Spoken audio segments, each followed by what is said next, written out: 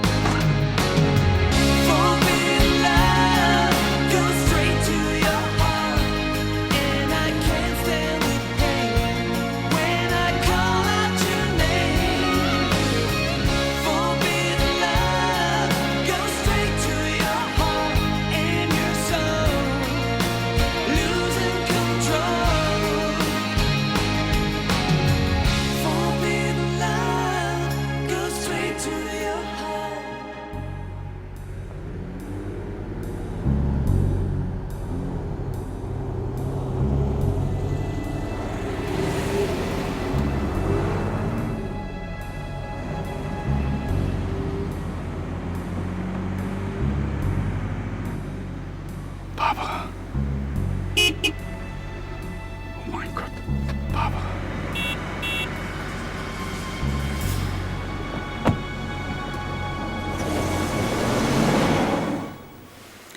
Am liebsten würde ich hier liegen bleiben und nie wieder aufstehen. Ich wusste ja, dass ich gut bin. Aber so gut? Aua. Schon besser. Ich glaube, mein Magen knurrt. Kannst du jetzt an Essen denken? Ganz einfach, ich habe Hunger.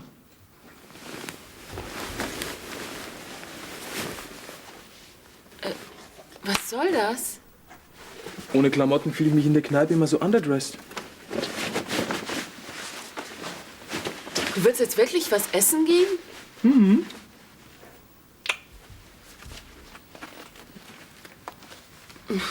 Ja, warte, ich komm mit.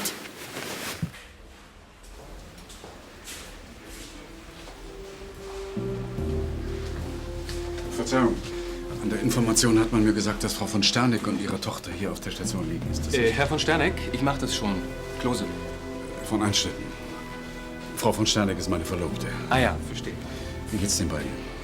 Ja, für eine abschließende Diagnose ist natürlich jetzt noch ein bisschen zu früh, aber ich kann Ihnen auf jeden Fall sagen, dass die beiden garantiert einen Schutzengel hatten. Abgesehen von ein paar Prellungen und Quetschungen geht es sowohl Frau von Sterneck als auch ihrer Tochter in Umständen entsprechend sehr gut. Na Gott sei Dank. Als ich das Autowrack gesehen habe, ich hatte das Schlimmste befürchtet. Kann ich zu Ihnen? Ja, ja, natürlich. Frau von Sterneck befindet sich zurzeit bei einer Routineuntersuchung, aber Ihre Tochter freut sich bestimmt, Sie zu sehen. Hinten links. Danke. Bitte. Kriege ich jetzt endlich was zu essen? Du? Ich bin an der Unfallstelle vorbeigekommen. Na und? Ich wollte wissen, wie es euch geht. Wie soll es einem schon gehen, wenn man sich überschlägt? Wie konnte denn das passieren? Mama ist wie eine Irre gerast, weil sie mal wieder stinksauer auf dich war. Auf mich? Warum denn? Ich sag ihr nur, Bussi, Schatzi. Du hast sie mal wieder betrogen. Reklame für Nick. Ach, unwichtig. Ist was für mich dabei? Du wartest wohl auf Post von deinem neuen Verehrer, hm? Hier ist was. Komisch, der ist ja noch nach Westerfelde gegangen. Und? Ach, ein Vorstellungstermin, zu dem ich erscheinen soll. In einem Kinderheim. Ich hatte schon total vergessen, dass ich mich da beworben habe. Wann soll denn das sein?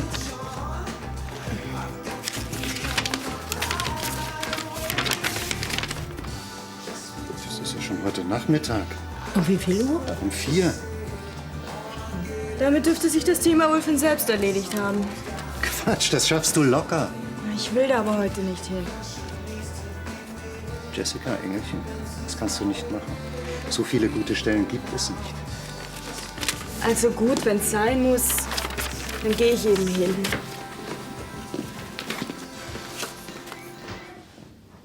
Ah, jetzt verstehe ich. Nur weil du Susanne und mich in der Kneipe gesehen hast, hast du gedacht, dass wir wieder zusammen sind. Du hast es erfasst. Unsere Beziehung ist rein freundschaftlich. Und warum hast du sie dann gestern umarmt? Weil ich mich bei ihr bedankt habe. Wofür denn? Dafür, dass sie mit dir durchgebrannt ist? Oder dass sie dich trotz Trennung zurücknimmt? Kathi, diese Geschichte ist beendet. Entschuldige bitte, aber ich bin es leid, immer wieder beteuern zu müssen, dass es zwischen Susanne und mir aus ist. Und damit wenigstens du mir das glaubst, werde ich jetzt versuchen, dir zu erklären, wie es zu dieser Umarmung kam. Na, da bin ich aber mal gespannt. Ich habe Susanne umarmt, weil sie mich in meinem Entschluss bestärkt hat, deiner Mutter zu beweisen, wie sehr ich sie liebe. Und wie willst du das machen? Ich werde auf Clarissas Bedingung eingehen, die sie an eine schnelle Scheidung geknüpft hat. Und dann werde ich deine Mutter heiraten. Also ich verstehe gar nicht, warum du so ein Gesicht machst. Der Ausflug war doch ein voller Erfolg. Der erste Kerne kommt ja noch. Also, Susanne und ich sitzen gemütlich beieinander. Aber anstatt ihr irgendwas Nettes zu sagen oder sie einfach zu küssen, fällt mir Trottel nichts Besseres ein, als sie nach Chris zu fragen.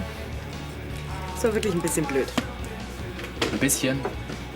Okay, es war das Dümmste, was du machen konntest. Du sagst es. Die Stimmung war dahin, der Ausflug damit beendet und Susanne... Ach, jetzt übertreib doch nicht. Nur wegen einer kleinen, unpassenden Bemerkung heißt das doch noch lange nicht, dass Susanne nichts mehr von dir wissen will. Glaubst du? Klar. Susanne mag dich doch. Hi. Gibt's noch was zu essen? Ja. Alles, was auf der Karte steht. Lass mich mal gucken. Ich habe noch was vergessen. Und der Milchkaffee? Hat sich schon erledigt. Barbara. Wie geht es dir? Danke, gut. Jetzt geh bitte. Mama, bitte. Halt dich da raus. Bitte lass uns doch erst mal zusammen reden. Ich habe dein Lügen so satt. Ich fall nicht mehr auf dich rein. Die Begegnung mit Susanne war kein neuer Anfang, Barbara. Das glaube ich dir. Ihr wart ja nie getrennt. Das ist nicht wahr. Lass mich. Nicht bevor du mich angehört hast. Barbara, bitte. Ich liebe dich. Und ich will mit dir zusammen leben. Und ich will, dass du endlich aus meinem Leben verschwindest. Oder hast du immer noch nicht genug? Störe ich? Ja? Wow. Du siehst echt scharf aus, wenn ich das mal so sagen darf. Darfst du. Aber nur um mir Komplimente zu machen, bist du doch nicht hier. Stimmt. Lass mich raten. Papa hat dich geschickt? Das war nicht nötig. Denn dass du was hast, das habe ich auch so gemerkt. Also, was ist los? Es geht um Alexander. Hat er eine andere? Wie kommst du denn auf den Unsinn? Weil das statistisch gesehen die Hauptursache aller Probleme ist. Quatsch, ich habe einfach nur geraten. Jetzt mal ganz im Ernst. Was ist mit Alexander? Seit er in London ist, hat er sich noch nicht gemeldet. Ja, der hat bestimmt viel um die Ohren. Ja, aber wenigstens anrufen könnte er. Das tut er wahrscheinlich noch. Und wenn nicht? Was, wenn deine doofe Statistik stimmt und er tatsächlich eine andere gefunden hat? Das glaubst du doch wohl selber nicht. Habe ich dir eigentlich schon erzählt, dass ich in Frisco ein Tonstudio aufmachen werde? Nein. Ich sag dir, das wird der Hammer. Und weißt du warum? Weil jeder, der ein Studio aufmacht, nach L.A. geht. Aber dort gibt es schon mehr Studios als Sterne auf dem Walk of Fame. Außerdem ist die Stadt nur ätzend. Frisco dagegen? Oh, Frisco ist Musik pur. Ich weiß. Warst du schon mal da? Ja, aber nur kurz. Aber was ich gesehen habe, hat mir wahnsinnig gefallen. Fisherman's Wharf, Chinatown. Dann könntest du dir also vorstellen, nochmal hinzufliegen? Auch für länger? Heißt das, du willst mich mitnehmen? Ja, wenn du noch warten kannst, bis ich die Kohle zusammen habe. Warten ist meine Spezialität. Verdammt, ich muss zur Probe. Die warten nämlich nicht so gern auf mich. Wir sehen uns heute Abend. Ja, ciao.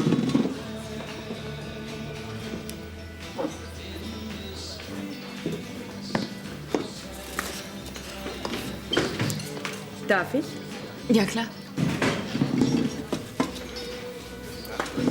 Also, ich möchte mich ja nicht einmischen, aber... Na ja, gut, also ich möchte mich einmischen. Ja, dann schieß mal los. Findest du es eigentlich fair, wie du Marc behandelst? Wie behandle ich ihn denn? Du machst ihm Hoffnungen und wenn Chris da ist, dann lässt du ihn einfach links liegen. Das stimmt überhaupt nicht. Ich hab doch Augen im Kopf, hm? Ja gut, ich bin Marc nicht gleich um den Hals gefallen. Aber ich habe ihm auch nie Hoffnung gemacht. Das sieht er aber anders. Ist das mein Problem? Wenn er dein Freund ist. Was soll ich machen? Du solltest ihm vielleicht sagen, dass du ihn nett findest, aber dass du dich jetzt eben endgültig für Chris entschieden hast. Das hast du doch, oder?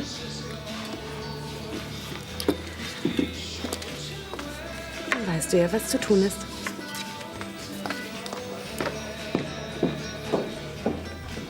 Wie schon gesagt, aus medizinischer Sicht besteht keine Notwendigkeit einer weiteren stationären Behandlung.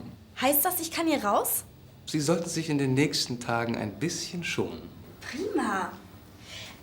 Sagen Sie, heißt schonen eigentlich, dass ich nicht zur Schule gehen kann? 2, 3 Tage Ruhe würden Ihnen nicht schaden. Aber ich muss nicht im Bett bleiben. Kathi, bitte.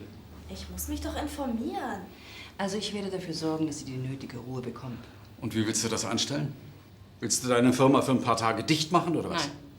Ich wüsste auch nicht, was dich das angeht. An eurem Unfall bin ich nicht ganz unbeteiligt. Und ich dachte mir, dass ich dir am besten helfen kann, wenn ich Kathi mit nach Friedenau nehme. Das kommt nicht in Frage. Aber warum nicht? Dort hat sie ihre Ruhe. In Düsseldorf auch. Und was tust du, wenn du nicht da bist? Wer kümmert sich dann um sie? Das lass meine Sorge sein. Falls Sie noch Fragen haben, Sie wissen ja, wo Sie mich finden können. Ja, danke. Was fehlt hier eigentlich in meine Angelegenheit? Gott, Ruhe, verdammt nochmal! Wie soll ich mich bitte schön schonen, wenn ihr euch dauernd streitet? Nein, jetzt bin ich dran. Da ihr euch nicht einigen könnt, wo ich am besten aufgehoben bin, habe ich eine Entscheidung getroffen. Ich gehe nach Friedenau. Da gibt es wenigstens genug Menschen, die sich um mich kümmern werden. Noch irgendwelche Fragen? Na, dann ist ja alles klar. Marc, kann ich dich kurz sprechen? Es gibt ja etwas, das du wissen solltest. Chris und ich wollte dir nie wehtun. Die hast du auch nicht.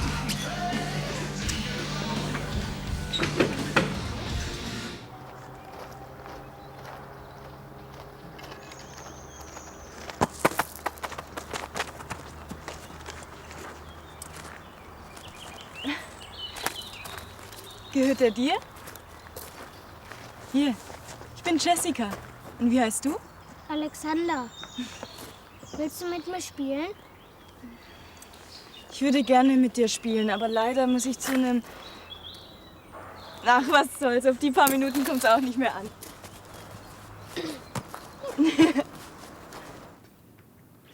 Warum hast du Mama angeboten, dass ich hier wohnen kann?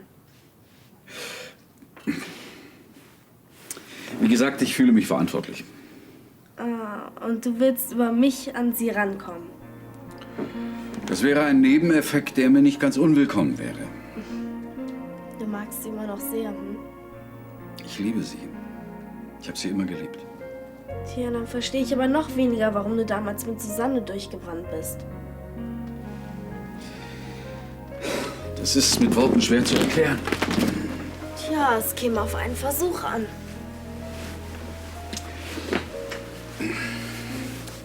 Deine Mutter und ich. Wir waren damals an einem Punkt angelangt, wo nichts Neues mehr passierte, wo wir auf der Stelle traten. Und genau in diese Situation kam Susanne in mein Leben. Kannst du das verstehen?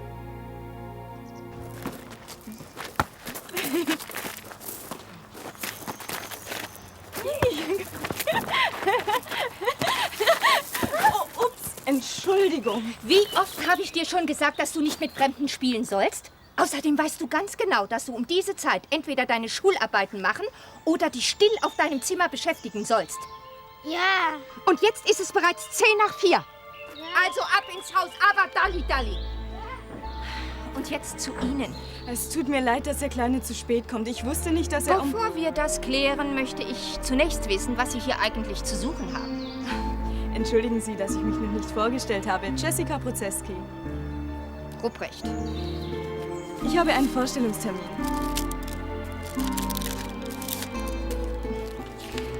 Pünktlichkeit Scheint nicht gerade einer ihrer Stärken zu sein.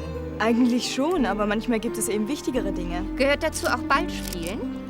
Wenn es hilft, das Vertrauen der Kinder zu gewinnen? Damit werden Sie hier nicht weit kommen. Was Sie hier vor allem brauchen, ist ein gehöriges Maß an Autorität. Und danach sehen Sie mir eigentlich nicht aus. Keine Angst. Als Krankenschwester habe ich gelernt, mich durchzusetzen. Und wie sind Sie da ausgerechnet darauf gekommen, sich in einem Kinderheim zu bewerben? Ich mag Kinder unheimlich gern. Und im Krankenhaus hatte ich nie genügend Zeit für unsere kleinen Patienten. Und dabei sind Kinder doch das Schönste, was es auf dieser Welt gibt. Aber nicht die hier.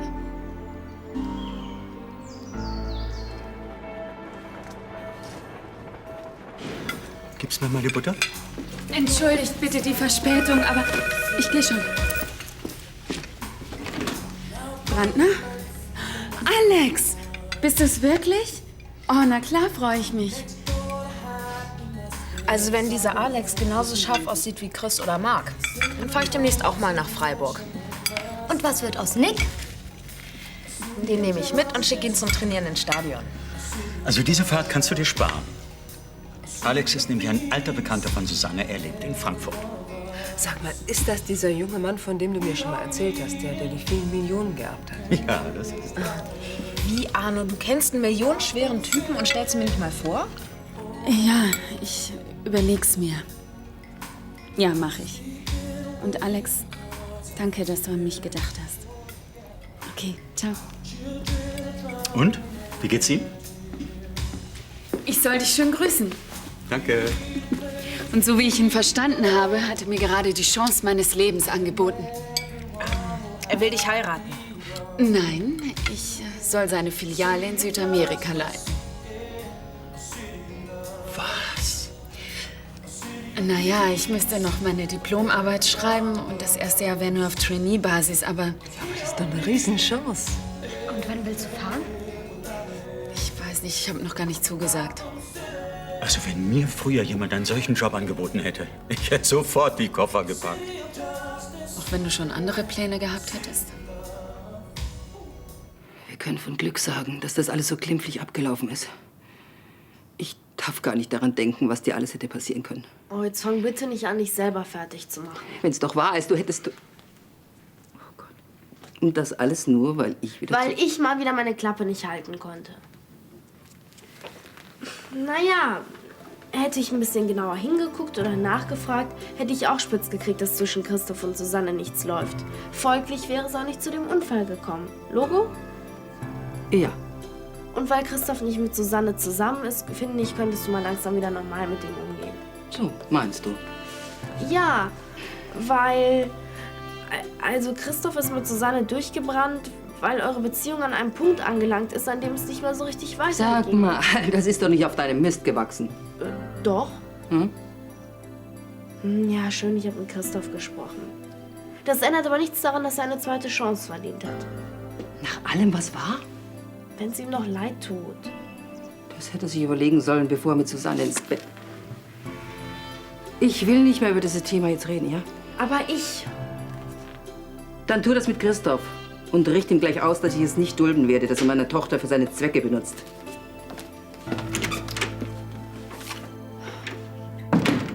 Ich verstehe nicht, was an einem Vorstellungsgespräch so lang dauern soll. Sie hätte schon seit 2 Stunden zu Hause sein müssen. Vielleicht hat sie die Stelle bekommen und ist mit ihren Kolleginnen und Kollegen ein bisschen feiern. Das glaube ich nicht. Da hätte sie angerufen und Bescheid gesagt. Tja, und wenn sie vor lauter Freude nicht dran gedacht hat? Naja, das ist natürlich möglich. Sie wirkt in der letzten Zeit manchmal so abwesend und vergisst ständig irgendwelche Dinge. Das hast du schon mal gesagt. Oder hast du das vielleicht vergessen? Mutter, manchmal habe ich wirklich das Gefühl, du nimmst mich nicht ernst. Das täuscht. Ich gehe schon. Ja.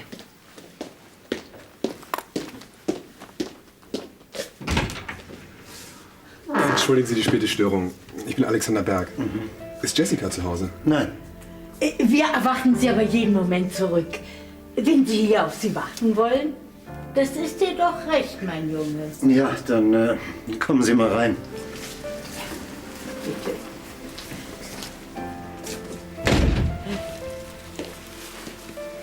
Ja. Ups. Soll ich Ihnen vielleicht die Blumen abnehmen? Ja, das wäre nett. Und du willst den Job wirklich sausen lassen? Naja, du musst wissen, was du tust. Keine Sorge, ich habe mir das gut überlegt. Ja, und wenn es Chris mit euch beiden nicht so ernst ist wie dir? Dann hätte er mich nicht gefragt, ob ich mit ihm nach San Francisco gehe. Ja, sagen kann man viel. Nicht Chris, der steht zu seinem Wort. Außerdem liebt er mich. Wenn er dich wirklich liebt, dann wird er dir raten, diese einmalige Chance anzunehmen. Oder er kommt vielleicht mit. Was soll er denn mit einem Studio in Südamerika? Nee, Frisco ist dafür wirklich ideal. Und wenn er dort ist, dann habe ich keinen Bock, alleine im Regenwald zu sitzen. Außerdem glaube ich nicht, dass er mich ziehen lässt. Was macht dich so sicher? Er kann ohne mich nicht leben. Also die sind wirklich zu schön. So. Sagen Sie mal, unter uns Männern, die Blumen waren doch für Jessica gedacht. Na, dachte ich's mir doch. Sie mögen meine Tochter sehr? Ich finde sie wirklich nett. Nett. Mehr nicht. Sehr nett. Sehr nett. Verstehe. Ach, sagen Sie, stimmt es, dass Sie Betriebswirtschaft studiert haben? Sag mal weiter. Willst du unserem Gast nicht etwas zu trinken anbieten, bevor du ihn so löcherst? Mutter hat recht. Wasser, Bier, Cognac? Ein Wasser, bitte. Ja. Bringst du uns bitte 2 Gläser? Ja, sicher. Ah, da bist du ja endlich. Entschuldige, dass es so spät geworden ist. Alexander! Hallo. Das ist ja eine Überraschung. Ach ja, unsere Verabredung. Wir wollten ja... Essen gehen. Ich habe uns für 20 Uhr einen Tisch reservieren lassen und das könnten wir gerade noch schaffen. Tja, wir sind dann weg. Tschüss. Ja, viel Spaß auch. Ja? Danke. Jessie, was ist aus deinem Vorstellungsgespräch geworden? Erzähle ich dir morgen. Die beiden passen doch wirklich gut zusammen.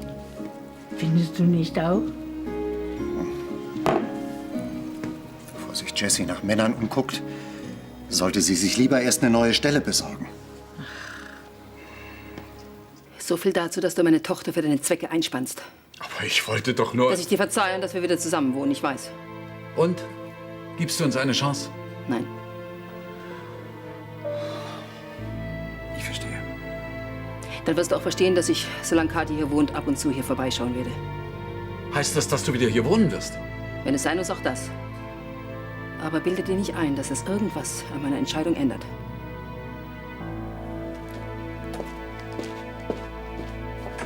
Sag das nochmal. Mir wurde ein Job in Südamerika angeboten. Wow, da kannst du ja richtig Karriere machen und die dicke Kohle einfahren. Ja, zuerst müsste ich eine Menge lernen und vor allem praktische Erfahrung sammeln. Klar, von nichts kommt nichts. Aber Südamerika, geil. Das habe ich mir ja auch gedacht. Aber dann habe ich daran gedacht, was aus uns und unseren Frisco-Plänen wird. Tja, was soll draus werden? Ich gehe nach San Francisco und du nach Südamerika. Und ab und zu kann ich dich dann besuchen.